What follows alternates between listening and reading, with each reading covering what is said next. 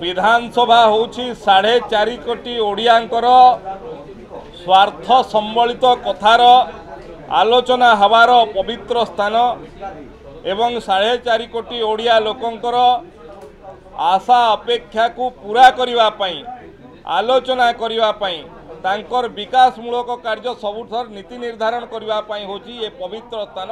गणतंत्रर पवित्र मंदिर। किंतु गत किछि दिन धरिकी जो भली भाबरे निजर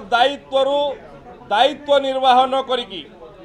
कहार रिमोट रे चली कांग्रेस पार्टी मु कहि परिबी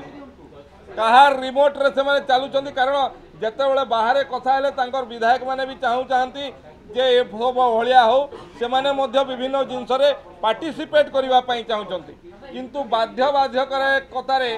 कहार रिमोट रे चालुचंती मु जाने नहीं आलोचना को न आसी गृह को बंद करवा ये 4.5 कोटी ओडियांक प्रति अपमान साधारण लोकंक प्रति अपमान बिजु जनता दल एवं कांग्रेस दल जो भली भाव रे प्रश्न काल को बंद करुचंती गृहर जोटा तांकर मुख्य कथा सरकार को विभिन्न प्रश्न करि परिबे ताकू बंद करुचंती मुलतवी प्रस्ताव